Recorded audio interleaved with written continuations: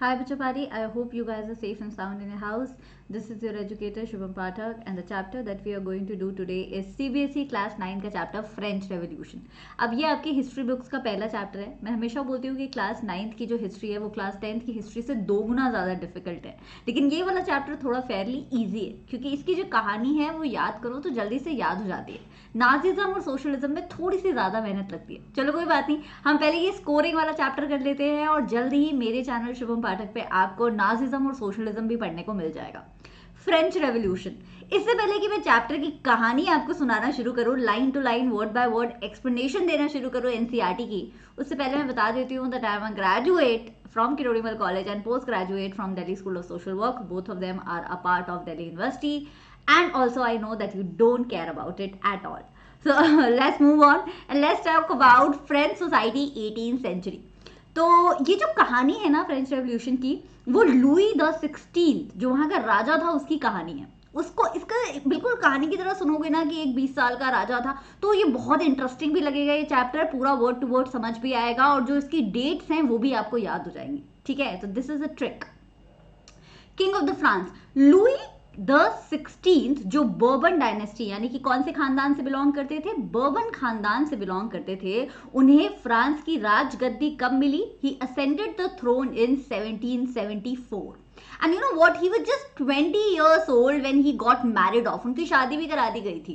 शादी कराई गई ऑस्ट्रिया की प्रिंसेस से, मैरी एंटोनियट। सो मैरी एंटोनियट शादी से पहले ऑस्ट्रिया की थी, शादी के बाद फ्रांस की रानी बन गई। ठीक है, सब कुछ अच्छा चल रहा था, हैप्पीली एवर आफ्टर हो सकता था, लेकिन प्रॉब्लम ये आ गई कि फ्रांस में पैसों की तंगी थी। तो जब लुई गद्दी पे बैठे तब फ्रांस में फाइनेंशियल क्राइसिस चल रहा था, फाइनेंशियल टर्मोइल चल रहा था, पैसों की तंगी थी।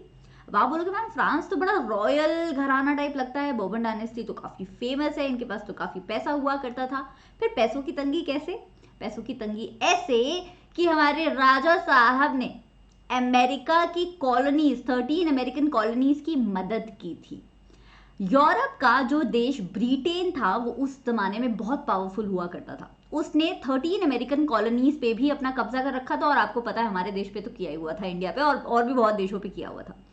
तो ब्रिटेन के खिलाफ लड़ाई में अमेरिका का साथ दिया था आपके फ्रांस ने, और उस लड़ाई के लिए जितने भी पैसे लगने थे वेपन्स वगैरह खरीदने के लिए, उसके वो सारे पैसे फ्रांस ने प्रोवाइड किए थे।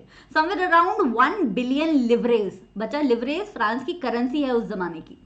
तो 1 बिलियन लिवरेज टाइप खर्चा हुआ था, लेकिन बाद में अमेरिका ने फ्रांस को पैसे लौटाए नहीं। तो सारा का सारा किसकी जेब से खर्चा गया?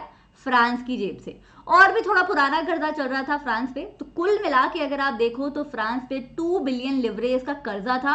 और कर्जा तो छोड़ो, जो रेट ऑफ इंटरेस्ट था उसके भी पैसे बढ़ते ही जा रहे थे, बढ़ते ही जा रहे थे। मतलब कर्जा जो प्रिंसिपल अमाउंट था वो तो था ही था, रेट ऑफ इंटरेस्ट भी तंग कर रहा था रॉयल फैमिली को। पर चलो कोई नहीं, ये तो पैसों की बात हो गई। टैक्सेस का क्या सीन था? Taxes were increased to meet regular expenses such as the cost of maintaining an army, the court, running government offices और universities.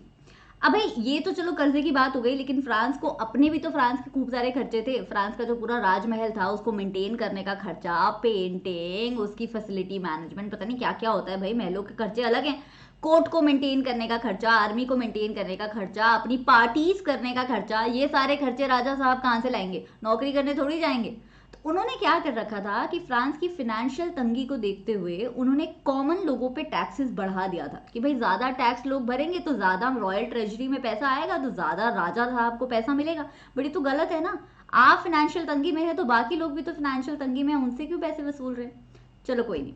The king and the queen used to party instead of catering to situation. भाई ये जो रानी साहिबा है Mary एंटोनियट, ये तो अपनी parties के लिए फेमस हुआ करती थी।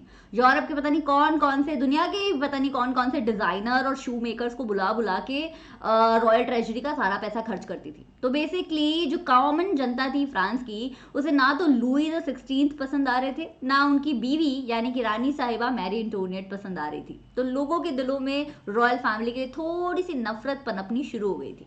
ठीक है, लिवरे मैंने आपको बता ही दिया कि उस जमाने की फ्रांस की करेंसी को बोलते हैं। अब ये फोटो देखो, नफरत को याद रखो और ये फोटो देखो, इसमें आपको क्या दिख रहा है कि एक गरीब सा बुढ़ा सा व्यक्ति जिसके ऊपर 2 लोग बैठे हुए हैं और उसकी सवारी कर रहे हैं। और उसमें से जो पहला वाला व्यक्ति है जो कोट पहन के बैठा है वायलेट कलर का, उन्होंने क्रॉस पहना हुआ है, और जो दूसरे हैं उन्होंने तलवार ली हुई है। बताओ ये फोटो क्या दर्शा रही है? ये फोटो दर्शा रही है कि कैसे जितने अमीर और पावरफुल लोग हुआ करते थे फ्रेंच सोसाइटी में, उन सबका बर्डन जो है कॉमन लोगों पे आता था। नहीं समझे? थोड़ा डिटेल में और चलते हैं। अब फ्रांस की सोसाइटी के बारे में पढ़ते हैं। जैसे हमारे इंडिया में कास्ट सिस्टम डिस्क्रिमिनेटरी है और अभी भी प्रेवलेंट है, वैसे ही उस जमाने में जो कल्चर हुआ करता था फ्रांस की सोसाइटी में, उसका नाम था ओल्ड रेजीम, यानी कि पुरानी तानाशाही। ठीक है, उस पुरानी तानाशाही में, उस ओल्ड रिजीम के कल्चर में, सोसाइटी में 3 कैटेगरीज बनी हुई होती थी बच्चा। पहली कैटेगरी है फर्स्ट स्टेट, दूसरी कैटेगरी है, सॉरी यहाँ पे सेकंड स्टेट आना है, और तीसरी कैटेगरी है आपकी थर्ड स्टेट। फर्स्ट स्टेट में जो है क्लर्जी वाले लोग हुआ करते थे, मतलब कि वो फोटो याद करो ना, इसमें देखो क्रॉस वाले जो अंकल बैठे हुए हैं, क्लर्जी कम्युनिटी दर्शा रहे हैं वो। क्लर्जी मतलब कि जो लोग पैदाइशी प्रिविलेज होते हैं, पैदा ही एडवांटेजेस के साथ होते हैं, चर्च में यानी कि रिलीजन में उनकी इंपॉर्टेंस बहुत ज्यादा होती है, और इसीलिए उनकी इंपॉर्टेंस सोसाइटी में भी बहुत ज्यादा होती है। ठीक है, और इन लोगों को फ्रांस की सोसाइटी में टैक्स नहीं भरना पड़ता था, इनको एग्जेम्पशन थी। एग्जेम्पशन मतलब टैक्स से छूट थी। दूसरी स्टेट में आते थे आपके, यानी कि दूसरी कैटेगरी में आते थे नोबिलिटी। नोबिलिटी का मतलब है हाई रैंकिंग लोग, जो आर्मी में हाई रैंक पे थे, या जो एरिस्टोक्रेट हुआ करते थे, जिनके पास बहुत सारी प्रॉपर्टी होती थी, अमीर हुआ करते थे, या राजा के रिलेटिव्स हुआ करते थे, ये सारे लोग नोबिलिटी में आते थे आपके। तो high ranking people and families of the court and royal relations were a part of the second state. इनको भी कोई टैक्स नहीं पे करना पड़ता था। इनफैक्ट इनके पास तो इतना सारा लैंड था कि ये छोटे पेजेंट्स को उन लैंड पे काम करवाते थे और उनसे टैक्स वसूलते थे, यानी कि फ्यूडल ड्यूज। ठीक है, फ्यूडलिज्म के बारे में आगे थोड़ा बताऊंगी अभी। अब आती बारी तीसरी कैटेगरी की। इस तीसरी कैटेगरी में आते थे कॉमन लोग, यानी कि कॉबलर से लेके, बेगर से लेके, आपका पेजेंट से लेके, लॉयर से लेके, डॉक्टर से लेके, जो भी फर्स्ट स्टेट और सेकंड स्टेट में नहीं आया वो थर्ड स्टेट का पार्ट बन जाते थे। और यही कॉमन लोग जो है टैक्स भरा करते थे। फर्स्ट स्टेट और सेकंड स्टेट सिर्फ इनके दिए हुए पैसे पे मौज उड़ाते थे। इसीलिए तो ये डायग्राम, सॉरी, इसीलिए तो ये इमेज काफी एब्सोल्युटली करेक्ट है। ठीक है, तो ये तो हो गई फ्रांस की सोसाइटी। इट्स ओल्ड रेजिम पे 5 नंबर का क्वेश्चन आ सकता है। ये जो पूरी स्क्रीन पे आपको जो भी दिया हुआ है डेटा और सारा कंटेंट, ये 5 नंबर के क्वेश्चन में बिल्कुल ऐसे उतार दीजिएगा, आपको फुल मार्क्स मिलेंगे। आगे चलते हैं, flight of common people in old regime. तो जैसा कि मैंने बताया, फर्स्ट स्टेट और second state privilege by the basis of birth, they did not pay any taxes, but the third state यानी कि common people were very very troublesome in the France, especially peasants। peasants जो हैं obligated होते थे, मतलब pageants की एक moral responsibility माना जाता था कि अगर आप किसान हो फ्रांस में तो आपको जो आपका लैंडलॉर्ड है उसके काम करने पड़ेंगे, चाहे बेशक लैंडलॉर्ड आपसे घर का पानी भरवाए, लेकिन आपको भरना पड़ेगा, है ना। इंडिया में ऐसा जमींदारी सिस्टम हुआ करता था ना, उसी का एक रूप है ये फ्रांस का, जिसे फ्यूडल सिस्टम बोला जाता है, कि छोटा पेजेंट बड़े पेजेंट्स की बात मानता है बेफालतू में। Anyway, the church extracted is share of taxes called tithes from the peasants. अच्छा, फर्स्ट स्टेट भी थर्ड स्टेट पे टैक्स लगाती थी और सेकंड स्टेट भी थर्ड स्टेट पे टैक्स लगाती थी, डबल ऑपरेशन हो रहा था। चर्च जो कॉमन लोगों पे टैक्स लगाया करता था बच्चा, उसका नाम होता था तीथे। ठीक है, यानी कि आपकी जितना भी प्रोड्यूस होगा, जितने भी आप क्रॉप्स प्रोड्यूस करोगे, पेजेंट्स क्रॉप प्रोड्यूस करेंगे, उसका कुछ हिस्सा आपको चर्च को देना होता था। अब हमारा स्टेट भी टैक्स लगाता था, यानी कि नोबिलिटी भी टैक्स लगाती थी। उस टैक्स का नाम होता था टाइले। टाइले तो एक डायरेक्ट टैक्स था जो स्टेट को जाता था सीधे। स्टेट का मतलब राजा साहब मान लो आप, ठीक है। गवर्नमेंट मतलब, गवर्नमेंट कौन? मोनार्की, राजा साहब। अच्छा, मोनार्की, राजा की गवर्नमेंट को मोनार्की बोलते हैं, डेमोक्रेसी लोगों की गवर्नमेंट होती है। एनीवे, थोड़ा हम डाइग्रेस हो गए। हाँ, तो तीथे नाम का जो टैक्स है वो चर्च लगाता था, टाइले नाम का जो टैक्स है आपका वो लगाता था स्टेट लगाता था। इसके अलावा भी काफी सारे डायरेक्ट इनडायरेक्ट टैक्सेस हुआ करते थे, सॉल्ट पे होता था, टोबैको पे होता था, so on and so fourth. But आप बेसिकली देखो, इतना सारा टैक्स से जो आपका थर्ड स्टेट था, यानी कि कॉमन लोग थे, वो काफी बर्डन में आ गए थे और उनके पास अब खुद की फाइनेंशियल क्राइसिस पैदा होनी शुरू हो गई थी। अभी इसी दाल में तड़का लगने वाला था और जिसका नाम था स्ट्रगल टू सर्वाइव। फ्रांस की सिचुएशन कुछ खराब होनी शुरू हुई। एक तो देखो, राजा साहब वैसी फाइनेंशियल क्राइसिस में, वो थर्ड स्टेट पे टैक्स लगाए जा रहे हैं, क्लर्जी भी टैक्स लगाई जा रही है, थर्ड स्टेट के पास ऑलरेडी पैसा नहीं है। अब इसी में प्रॉब्लम आ गई कि फसल की भी कमी हो गई। तो बात ऐसी है ना बच्चा कि उस जमाने में फ्रांस की पॉपुलेशन बहुत धड़ल्ले से बढ़ रही थी और जितनी पॉपुलेशन बढ़ रही थी उतना फूड ग्रेन का प्रोडक्शन नहीं हो रहा था। तो मतलब फूड ग्रेन कम है, पॉपुलेशन ज्यादा है, राइट। अब कोई चीज कम होगी तो उसके प्राइसेस बढ़ जाएंगे, जैसे कोरोना में सैनिटाइजर। तो सिमिलरली क्या हुआ था कि फ्रांस में फूड ग्रेन के प्राइसेस धीरे धीरे बढ़ने लग गए थे, लेकिन लोगों की वेजेस का मतलब तनख्वाह अभी भी उतनी की उतनी थी। तो महंगाई आ गई थी भाई, फ्रांस में लोग ब्रेड तक खरीदने के लिए तरस रहे थे। अभी इसी में और शॉर्टेज हो गई खाने की जब हेलस्ट्रॉम हो गया। हेलस्ट्रॉम का मतलब ओले पड़ गए, एक साल ओले पड़ गए भाई, एक साल सूखा पड़ गया। तो ऑलरेडी शॉर्टेज थी खाने की और शॉर्टेज हो गई, और लोगों में धीरे धीरे धीरे धीरे गुस्सा और बढ़ता जा रहा था कि ये राजा और रानी बैठ के पार्टीज कर रहे हैं, हमारी प्रॉब्लम तो सॉल्व ही नहीं कर रहे, राइट। गुस्सा बढ़ता जा रहा है और सब्सिस्टेंस क्राइसिस चल रही है, यानी कि पहनने के लिए, खाने के लिए जो बेसिक नीड्स होती हैं आपकी सर्वाइवल के लिए, रोटी कपड़ा मकान, जब उसको डेंजर आ जाए, ऐसी सिचुएशन को, ऐसी भुखमरी सिचुएशन को बोला जाता है सबसिस्टेंस क्राइसिस, यानी कि crisis for your own survival. France में सर्वाइवल की क्राइसिस चल रही थी। अब इसी में धीरे धीरे धीरे धीरे एक अलग तरीके की ह्यूमन कैटेगरी फ्रांस में फेमस होने वाली थी। इसका नाम था मिडिल क्लास जनता। देखो, ऊपर वाले जो लोग हैं, यानी कि जो अमीर लोग हैं, वो तो भाई प्रिविलेज्ड हैं, उनको तो कोई प्रॉब्लम हो नहीं रही। जो गरीब लोग हैं उनको बहुत प्रॉब्लम हो रही है, उनसे टैक्स भी नहीं दिया जा रहा। लेकिन धीरे धीरे एक बीच की एक लेयर बनती जा रही थी जिसका नाम था मिडिल क्लास पॉपुलेशन। 18वीं शताब्दी में मिडिल क्लास पॉपुलेशन नाम के लोग इमर्ज होने शुरू हो गए। कौन थी ये मिडिल क्लास पॉपुलेशन? ये मिडिल क्लास पॉपुलेशन थी जो ना तो ज्यादा गरीब थी ना तो ज्यादा अमीर थी, मतलब इसके पास थोड़ा सा पैसा भी था, थोड़ी सी एजुकेशन भी थी, थोड़ी सी समझदारी भी थी, जैसे कि लॉयर हो गए, एडमिनिस्ट्रेटिव ऑफिशियल्स हो गए। इन लोगों को ये बात समझ आती थी कि यार ये privileges based on the basis of birth, ये तो बहुत ही अजीब कॉन्सेप्ट है। ये क्या बात है कि आप किसी घर में पैदा हो गए हो तो आपको अलग ही एडवांटेजेस मिलेंगे? ये पैदाइश के नाम पे एडवांटेजेस नहीं मिलने चाहिए ना यार, मेरिट के नाम पे मिलना चाहिए, जो जिसका हकदार हो उसे वो चीज मिले, राइट। तो मिडिल क्लास पॉपुलेशन धीरे धीरे एक्सपैंड कर रही थी। इन्होंने किसी जमाने में ओवरसीज ट्रेड करके खूब पैसा कमाया था और एजुकेशन भी एक्यूमुलेट कर ली थी, और ये लोग जो है फिलोसफर्स की बातें मानने शुरू हो गए थे। फ्रांस के फिलोसफर्स पूरी दुनिया में फेमस थे। फिलोसफर्स कौन होते हैं? जो लोग ज्ञान देते हैं, बेसिकली फिलोसफीज देते हैं, ठीक है। तो फ्रांस के फिलोसफर पूरी दुनिया में फेमस थे, तो फ्रांस में तो फेमस थे ही। वो जो फिलोसफर्स हैं वो अलग अलग नई नई बातें बताते थे कि राजा ये गलत कर रहा है, रानी ये गलत कर रही है, अमीर लोग ये गलत कर रहे हैं, गरीबों के साथ ये गलत हो रहा है। और ये जो आइडियाज हैं, फिलोसफर्स के आइडियाज, मिडिल क्लास पॉपुलेशन तक अब बहुत जोरों शोरों से पहुंचने शुरू हो गए थे। मतलब आप सोचो ना कि अगर आप एक मैसेज ब्रॉडकास्ट करते हो तो काफी लोगों तक पहुंचता है, अगर पर्सनल चैट में भेजते हो तो सिर्फ एक व्यक्ति तक पहुंचता है। अब फिलोसफर्स जो है अपना ज्ञान हर जगह पहुंचा रहे थे, तो सब लोगों को समझ आ रहा था धीरे धीरे कि यार privileges based on the basis of birth are absolutely wrong. चलो थोड़ा इन फिलोसफर्स के बारे में बताती हूँ। ये जो फिलोसफर्स हैं इनकी बातें इतनी फेमस हुई बच्चा कि हम भी आज भी अपने सिलेबस में पढ़ते हैं। ग्रेजुएशन में आप पॉलिटिकल साइंस कभी पढ़ोगे ना तो आपको पता चलेगा कि ये फ्रेंच फिलोसफर्स हमें कितना पढ़ना पड़ता है, and they were so amazing.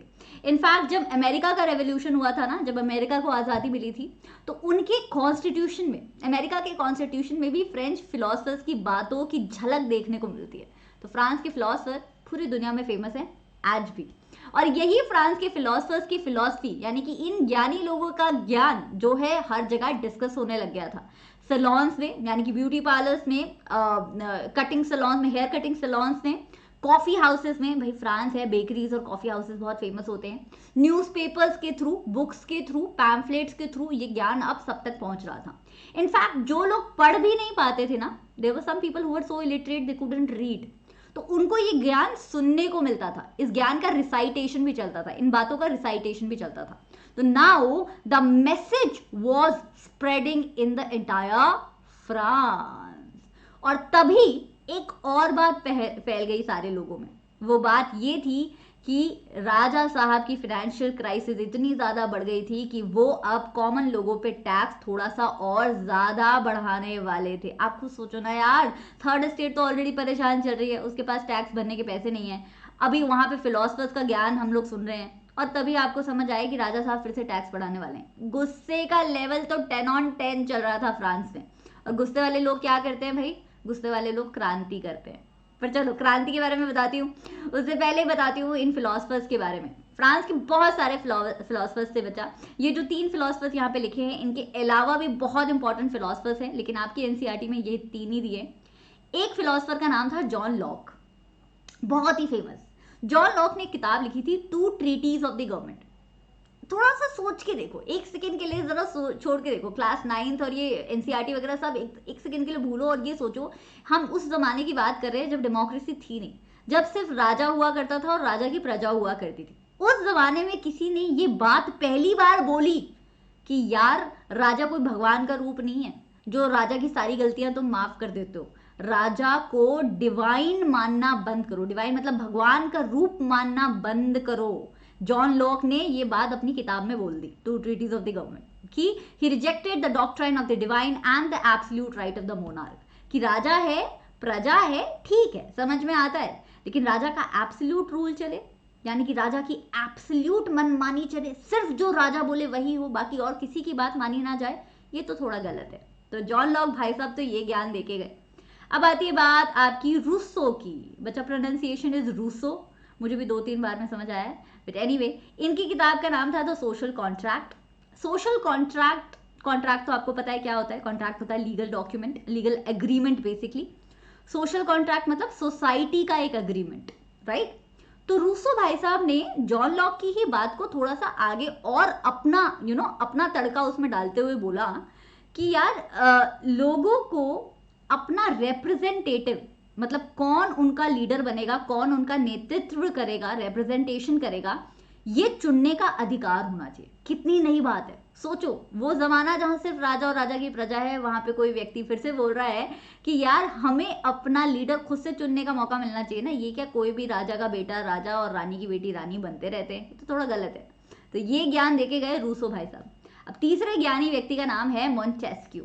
Montesquieu ने तो पूरी प्रॉब्लम ही सॉल्व कर दी। मॉन्टेस्क्यू ने बोला सोसाइटी बहुत अच्छे से चलेगी अगर सोसाइटी में होगा डिवीजन ऑफ पावर, यानी कि अगर पावर किसी एक व्यक्ति के हाथ में पूरी कॉन्सेंट्रेट होगी ही नहीं तो वो अपनी मनमानी ही नहीं कर पाएगा। पावर को डिवाइड कर दो, 3 अलग अलग कैटेगरीज बनाओ, जुडिशरी बनाओ, लेजिस्लेटिव बनाओ और एग्जीक्यूटिव बनाओ, फिर किसी का भी एब्सोल्यूट रूल नहीं हो पाएगा, right. So they were the 3 very amazing philosopher of the French society during that French Revolution वाला टाइम। अब चलते हैं रेवोल्यूशन पे, ठीक है। अब ऐसा नहीं है कि देखो राजा साहब ने ट्राई नहीं किया अपनी प्रजा के बारे में सोचने का, थोड़ा बहुत ट्राई किया लेकिन उन्हें समझ नहीं थी यार, छोटे से तो थे, उन्हें बहुत सारा पॉलिटिकल नॉलेज नहीं थी, गद्दी पे बिठा दिया था, बहुत ज्यादा उन्हें सोसाइटी समझ आ नहीं रही थी, ठीक है। अब यहाँ पे एक ट्विस्ट है, लुई द 16 जो फ्रांस के राजा थे वो टैक्स अपने आप नहीं बढ़ा सकते थे। फ्रांस की ये रीति थी, फ्रांस का एक ट्रेडिशन था कि वहां पे अगर आपको टैक्स बढ़ाना है तो आपको एक पार्लियामेंट्री मीटिंग बुलानी पड़ेगी। पार्लियामेंट का नाम एस्टेट जनरल। तो एस्टेट जनरल एक पॉलिटिकल बॉडी थी जिसकी आप मीटिंग बुलाओगे, उस मीटिंग में सोसाइटी की जो 3 कैटेगरीज हैं, first state, second state, third state, उनके रिप्रेजेंटेटिव्स आके बैठेंगे। मतलब कि अगर मैं स्कूल लेवल पे बोलूँ तो सोचो एक मीटिंग बुला ली है प्रिंसिपल मैम में जिसमें सारी क्लास के क्लास मॉनिटर्स आके बैठे हैं, ठीक है, कुछ इस तरह का इमेजिन करो, तीनों कैटेगरीज के रिप्रेजेंटेटिव्स आके बैठे। अब वो लोग डिसाइड करेंगे कि टैक्स बढ़ेगा कि नहीं बढ़ेगा, ठीक है। तो एस्टेट जनरल बुलाई गई थी और इससे पहले एस्टेट जनरल बुलाने की नौबत 1614 में आई थी। तो मतलब सोचो कि कोई तो बहुत बड़ी चीज होने वाली थी फ्रांस में जो इतने सालों बाद फिर से एस्टेट जनरल पॉलिटिकल बॉडी को बुलाया गया था, है ना। अब देखो इसमें क्या हो गई गड़बड़। 5 मई 1789 को लुई द 16 ने एस्टेट जनरल को बुलाया। एस्टेट जनरल में फर्स्ट एस्टेट यानी कि क्लर्जी कम्युनिटी से कितने लोग आए, 300 लोग आए, सारे लोग नहीं आए, सिर्फ रिप्रेजेंटेटिव्स आए, लीडर्स आए। सेकंड कैटेगरी से कितने लोग आए, सेकंड कैटेगरी से आए आपके 300 लोग, अगेन नोबिलिटी से 300 लोग। थर्ड कैटेगरी यानी कि थर्ड स्टेट यानी कि कॉमन पीपल जो फ्रांस की 90% जनता है, वहां से कितने लोग आए, 600 लोग। अब आप बोलोगे मैम ये तो काफी फेयर लग रहा है, फर्स्ट से सेकंड से 300, थर्ड से 600, नहीं बहुत ज्यादा फेयर नहीं है। आप सोचो ना 90% पॉपुलेशन को रिप्रेजेंट करने के लिए सिर्फ 600 रिप्रेजेंटेटिव्स काफी थे क्या, बिल्कुल भी नहीं, they should have been way more than 600, right. लेकिन ये तो गड़बड़ हो गई। अब एक और ट्विस्ट है, आप सोचो कि टैक्स कौन भरता था, सिर्फ थर्ड स्टेट, राइट। तो अगर मुद्दा ये है कि टैक्स को बढ़ा देना चाहिए तो मना कौन करेगा, सिर्फ थर्ड स्टेट। फर्स्ट स्टेट को तो कोई मतलब ही नहीं है, उसको तो टैक्स ही नहीं भरना पड़ता। सेकंड स्टेट को भी कोई मतलब नहीं है, उसको भी टैक्स नहीं भरना पड़ता। तो यही प्रॉब्लम हो गई। जब वोटिंग करवाई गई तो एस्टेट जनरल में क्लर्जी ने और नोबिलिटी ने बोला कि टैक्स बढ़ा दो और थर्ड स्टेट ने बोला कि टैक्स मत बढ़ाओ। लेकिन थर्ड स्टेट का वोट कम पड़ गया क्योंकि वहां मेजॉरिटी हो गई, फर्स्ट और सेकंड 2 वोट हो गए 2 वर्सेस 1, और टैक्स बढ़ने की बात कंफर्म होने लग गई। तो थर्ड स्टेट के रिप्रेजेंटेटिव्स ने बोला ये क्या पागलपन है यार, हर मेंबर को एक वोट दो, 1 मेंबर 1 वोट करो, ना कि 1 एस्टेट 1 वोट करो। लेकिन राजा साहब ने ये अच्छा सा प्रपोजल रिजेक्ट कर दिया। और जब ये प्रपोजल रिजेक्ट कर दिया तो थर्ड स्टेट के जो एजुकेटेड और प्रॉस्पेरस मेंबर्स थे, भाई इसमें औरतें तो थी नहीं और गरीब लोग तो थे ही नहीं, वहां पे भी अलग हिपोक्रेसी चल रही थी, थर्ड स्टेट के भी सिर्फ अमीर लोग ही आए थे। तो थर्ड स्टेट के जो 600 रिप्रेजेंटेटिव्स आए थे, ये सारे मीटिंग छोड़ के, स्टेट जनरल छोड़ के भाग गए कि तुम हमारी बात ही नहीं मानते तो हम तुम्हारी बात क्यों माने। ठीक है, तो मीटिंग से तो आ गए वापस। Peasants, artisans and women were denied entry to the assembly. पर जब मीटिंग चल भी रही थी तब भी औरतों को, आर्टिस्ट लोगों को और छोटे किसानों को एंट्री नहीं मिली थी। उनकी जो भी बातें थी वो उन्होंने खत में लिख के अपने रिप्रेजेंटेटिव्स को दे दी थी कि भाई अब तुम ही हमारी बागडोर देखो, अभी मीटिंग में बात हो तो कभी हमारा मुद्दा भी रेज कर देना। तो 40,000 लेटर्स गए थे 600 रिप्रेजेंटेटिव्स को। तो आप समझ सकते हो कि पॉपुलेशन कितनी ज़्यादा थी और रिप्रेजेंटेटिव सिर्फ 600। The representatives of the third estate viewed themselves as the spokesperson for the whole French nation. ये जो representatives है वो अपने आप को पूरी फ्रेंच सोसाइटी का representatives मानने लग गए थे।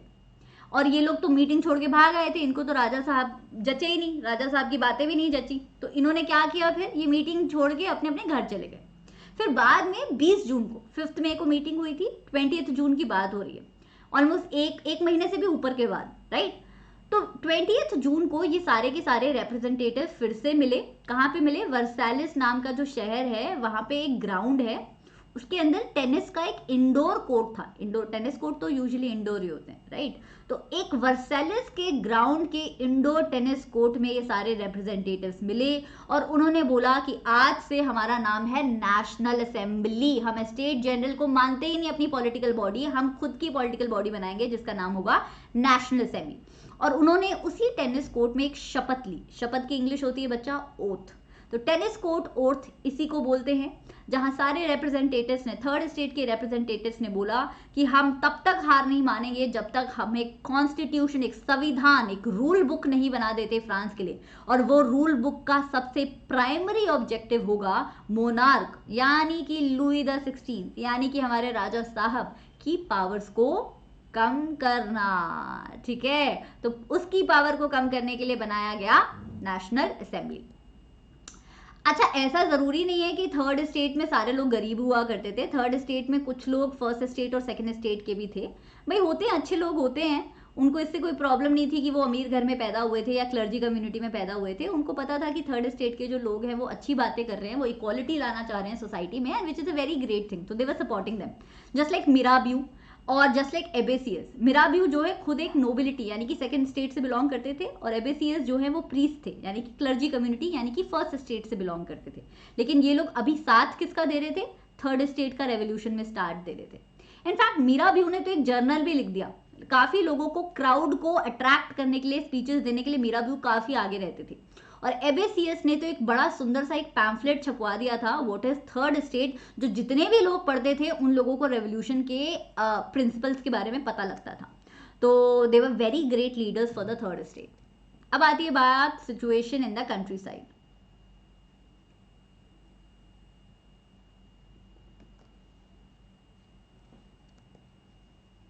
While the National Assembly was busy at Versailles drafting a constitution, the rest of the France seethed with turmoil. A severe winter had meant a bad harvest. The price of the bread rose. Often bakers exploited the situation and hoarded supplies. After spending hours in long queues at the bakery, crowds of the angry women stormed into the shops. अब लोगों के दिमाग पे इतना pressure चल रहा था normal खाने पीने की चीज़ों के लिए, तंगी चल रही थी ना पैसे की, कि औरतों ने ब्रेड शॉप्स पे अटैक करना शुरू कर दिया था। देखो, नेशनल असेंबली तो अपना अलग एजेंडा लेके चल रही है कि कॉन्स्टिट्यूशन बनाए, राजा की पावर वगैरह कम करें। यहाँ पे बाकी जो पुरानी प्रॉब्लम्स थी सर्वाइवल क्राइसिस वाली, वो तो कम हो नहीं रही है। इतनी ठंड पड़ी फ्रांस में उस साल, इतना सिवियर विंटर पड़ा कि जो फसल होनी थी वो भी खराब हो गई। फिर से ब्रेड के प्राइसेस बढ़ गए।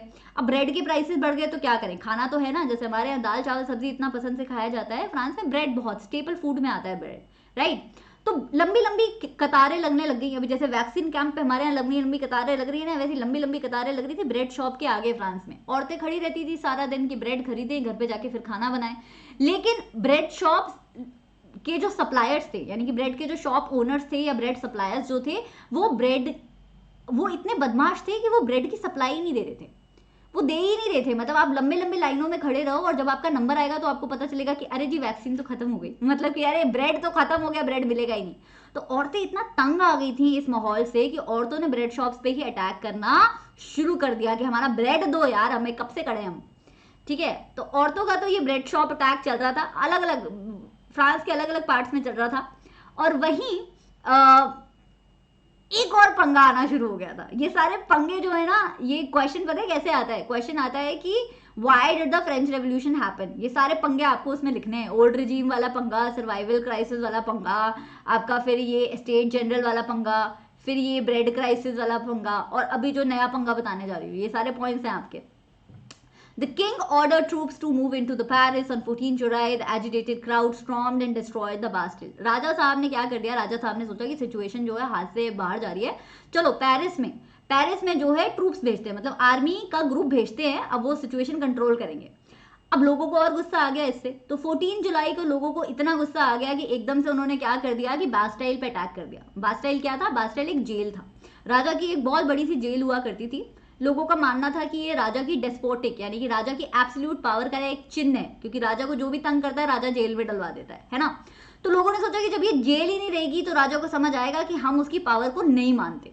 तो लोगों ने बास्टाइल पे अटैक किया टू चैलेंज द एब्सोल्यूट, यानी कि to challenge the despotic power of the monarch. सारे प्रिजनर्स को छुड़वा दिया, सिक्योरिटी गार्ड्स को वहां पे मार दिया। बताओ, इतनी अफरा तफरी चल रही थी। वहीं गांव में तो कुछ अलग ही प्रॉब्लम चल रही थी। गांव में ना एक रूमर बड़ा स्प्रेड हो गया था। रूमर ये था कि भाई जो बड़े बड़े लैंडलॉर्ड है ना, जिनके लैंड पे छोटे छोटे पेजेंट्स काम करते थे, वो जो बड़े बड़े लैंडलॉर्ड्स हैं, यानी कि एक तरीके से जमींदार बोलो आप, वहाँ के लॉर्ड्स, मेनॉर्स, वहाँ के लॉर्ड ही बोलते हैं एक्चुअली। तो वहाँ के जो लॉर्ड्स हैं वो क्या लेके आ रहे हैं भाई? ब्रिगेड्स लेके आ रहे हैं। ब्रिगेड्स मतलब गुंडे लेके आ रहे हैं और छोटे पेजेंट्स की फसल खराब करेंगे। अब पाठ पढ़ाएंगे हमको कि हमने ऐसा सोचा भी कैसे। ठीक है, अब ये रूमर फैल गया। अब छोटे पेजेंट्स को इतनी एंजाइटी हो गई कि उन्होंने सोचा कि यार इससे पहले कि हमारी बैंड बजे हम इनकी बैंड बजा देते, इससे पहले कि हमें पिटाई लगे हम लोग इनकी पिटाई लगा देते। तो इन the country side, caught in the frenzy of the fear, peasants in the several districts seized hoes and pitchforks and attacked the chateau. 3 इसमें ऐसे वर्ड्स आ गए जो हमें समझ नहीं आ रहे हैं, मैं बता दूंगी इनका मतलब। लेकिन इस फ्रेंजी मतलब ये डर की चपेट में आके छोटे पेजेंट्स ने बड़े पेजेंट्स के घर पे और लैंडलॉर्ड्स के घर पे अटैक करना शुरू कर दिया। बच्चा, होस क्या होता है? एक खेती करने का एक फावड़ा, जिसे आप हिंदी में बोलते हो। देखो मैंने फोटो यहाँ पे डाल दी है। पिचफॉक भी ऐसा ही एक सामान होता है जिससे फार्मिंग की जाती है। और चैथुओ क्या होता है? चैथुओ होता है बेसिकली एक बड़ा सा किला, जिसमें आप थोड़ा सा लैंड भी होता है, किला भी होता है, सब कुछ होता है। सिर्फ हवेली होगी तो उसे मेनॉर बोलोगे। अगर पूरे एरिया की बात करो जिसमें लैंड भी होगा, पॉन्ड भी होगा, कोई लोग तो इतने अमीर होते हैं उनके चैटियों में अपनी खुद की लेक भी होती है। ठीक है, खुद का गार्डन, खुद की लेक, सब कुछ होता है। तो सिर्फ हवेली है तो मेनॉर बोलोगे, अगर पूरे एरिया की बात करो तो चैथुआ बोलोगे। ये अमीर लोगों की बातें हैं। They looted, hoarded grain and burned down documents containing records of the manorial dues, tax pays to big landlords by the small peasants. तो इन छोटे छोटे पेजेंट्स ने क्या किया कि चैटूज पे अटैक करना शुरू किया, मेनर्स यानी कि हवेलियों पे अटैक करना शुरू किया, और जितने भी रिकॉर्ड्स थे, जमींदारी के जो रिकॉर्ड थे, फ्यूडल सिस्टम के जो रिकॉर्ड थे, उन सबको डिस्ट्रॉय कर दिया। A large number of the nobles fled from their homes, many of them migrating to neighboring countries. तो इतना डर गए लैंडलॉर्ड्स कि उन्होंने तो फ्रांस को छोड़ के भाग ही गए। कई लोग तो दूसरी कंट्री में चले गए, दूसरी सिटी में भी नहीं, दूसरी कंट्री में ही चले गए। तो ये सब चल रहा था।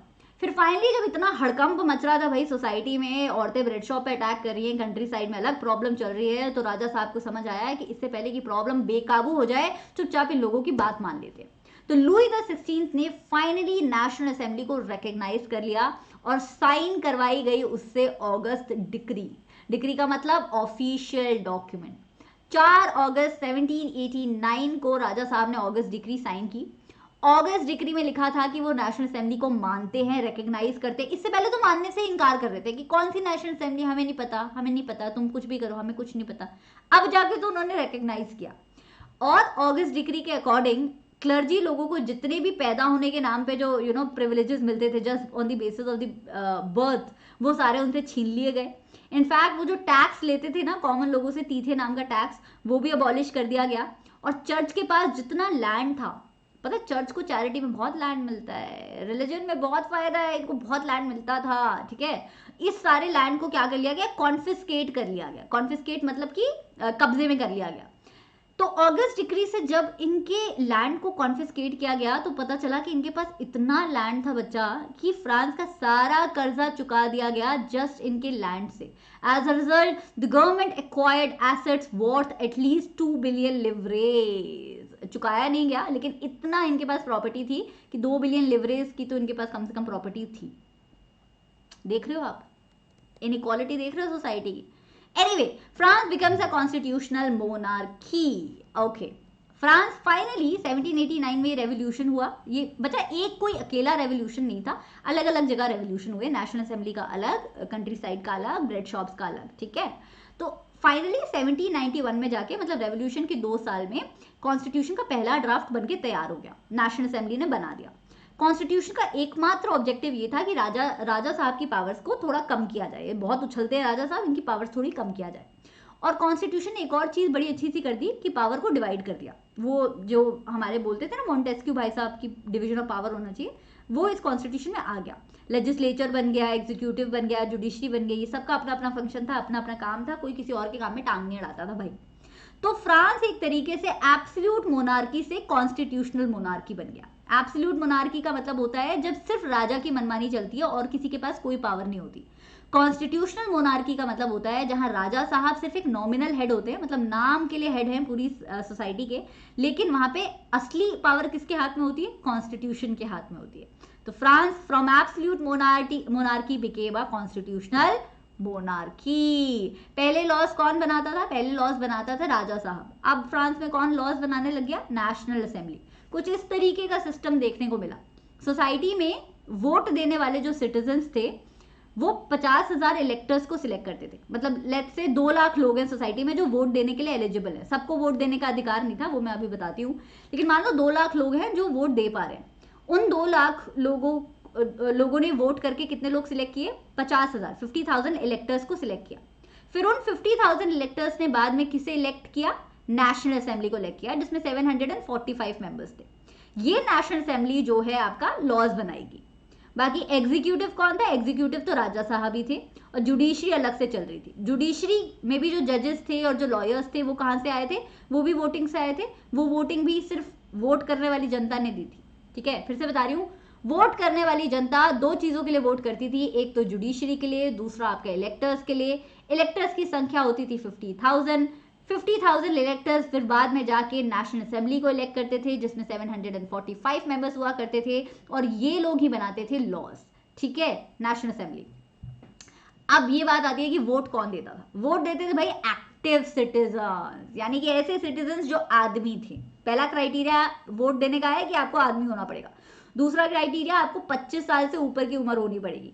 तीसरा क्राइटेरिया आपके पास प्रॉपर्टी होनी चाहिए। आपके पास इतनी प्रॉपर्टी या इतना पैसा होना चाहिए कि आप एक एवरेज फ्रेंच लेबरर की डेली वेज, जो उसकी डेली की जो तनख्वाह होती है लेबर की फ्रांस में, एवरेज फ्रांस के लेबर की, उसके 3 दिन की तनख्वाह के अकॉर्डिंग आप टैक्स दे सकते हो। ये अजीब सा एक क्राइटेरिया फिट कर दिया था, तभी आपको वोटिंग का अधिकार मिलेगा, वरना नहीं मिलेगा। मतलब कि फ्रांस की सारी औरतों को वोटिंग का अधिकार नहीं मिला, किसी को भी, एक भी औरत को वोटिंग का अधिकार नहीं मिला। इनफैक्ट फ्रांस के ऐसे आदमी जिनके पास पैसा नहीं था, जो गरीब थे, जिनके पास प्रॉपर्टी नहीं थी, मैन विदाउट प्रॉपर्टी, उनको भी वोटिंग का अधिकार नहीं मिला। और इस वोटिंग के अधिकार को पता है क्या बोलते हो, सफ्रेज। तो यूनिवर्सल अडल्ट फ्रेंचाइज नहीं हो पाया, यूनिवर्सल अडल्ट सफ्रेज नहीं हो पाया, सबको वोटिंग का अधिकार नहीं मिला। सिर्फ अमीर आदमियों को जो 25 साल से ऊपर थे उनको मिला वोटिंग का अधिकार। चलो कोई बात नहीं, मिला तो सही, किसी को तो मिला। वोट करने का मतलब आया तो सही, बीच में कोई, पहले तो वोटिंग ही नहीं होती थी। एनीवे, तो कॉन्स्टिट्यूशन बन के तैयार हो गया भाई 1791 में। अब जैसे भारत का जो कॉन्स्टिट्यूशन है इतना खूबसूरत सा, उसका जो पहला पन्ना है उसे हम प्रियम्बल बोलते हैं, राइट। वैसे ही जो फ्रेंच सोसाइटी का जो कॉन्स्टिट्यूशन बना था सबसे पहला वाला, उसका जो पहला पन्ना था उसका नाम था declaration of the rights of the man and citizen. देख रहे हो, वुमेन यहाँ पे भी पीछे रह गई। Declaration of the rights of only man and citizen. इस डिक्लेरेशन में क्या था, इस डिक्लेरेशन में कुछ प्यारी प्यारी बातें लिखी हुई थी। इसमें लिखा हुआ था कि राइट टू लाइफ, यानी कि जिंदगी जीने का अधिकार। फ्रीडम ऑफ स्पीच, यानी कि जो आपको बोलना है वो बोलने का अधिकार। फ्रीडम ऑफ ओपिनियन, अपने ओपिनियंस को पुट फॉरवर्ड करने का अधिकार। इक्वालिटी बिफोर लॉ, लॉ जो है सबको एक समान ट्रीट करे, इसका अधिकार, ये जो कुछ चुनिंदा अधिकार है, इन्हें कॉन्स्टिट्यूशन ने declaration of the rights of man और सिटीजन के थ्रू इनएलिएनेबल बना दिया।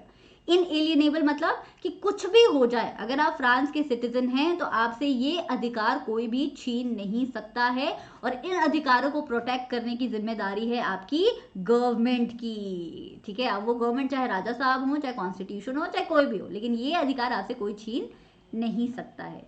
तो ये था बच्चा आपका French revolution. I hope you enjoyed. मैं जल्दी से एक क्विक रिकैप दे देती हूँ। क्विक रिकैप इस, पहले हमने पढ़ा फ्रेंच सोसाइटी के बारे में, राजा साहब, रानी साहिबा।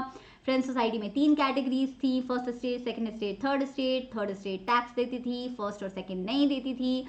सेकंड स्टेट थर्ड स्टेट जो है काफ़ी परेशान रहती थी, उसे तीथे भी देना होता था, टाइले भी देना होता था, इनडायरेक्ट टैक्सेस भी देने होते थे, उसकी सर्वाइवल की भी क्राइसिस चल रही थी। लेकिन धीरे धीरे फ्रांस की सोसाइटी में मिडिल क्लास पॉपुलेशन एक्सपैंड होनी शुरू हो गई। मिडिल क्लास पॉपुलेशन और फिलोसफर्स ने मिलकर ये बातें सबको समझाई कि privileges based on the basis of the birth are absolutely wrong. धीरे धीरे यही लोग जो है फोर्स बन गए फ्रेंच रेवोल्यूशन का, और राजा की गलत हरकतों की वजह से और लोगों के गुस्से की वजह से फ्रांस का रेवोल्यूशन 1789 में सक्सेसफुल हुआ।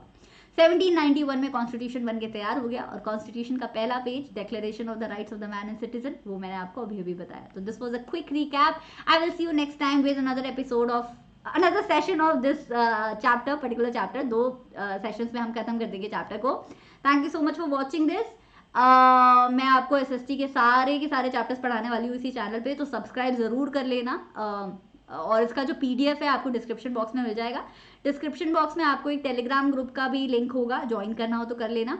मेरा इंस्टाग्राम हैंडल भी है, अगर वहाँ मुझसे बातें करने का मन हो तो वहाँ कर देना, वहाँ पे भी मैं लाइव लेती रहती हूँ, डाउट्स वगैरह भी लेती रहती हूँ, so you can join me there also. Okay, that is it. Okay, bye bye, see you, take care and I love you all. Thank you.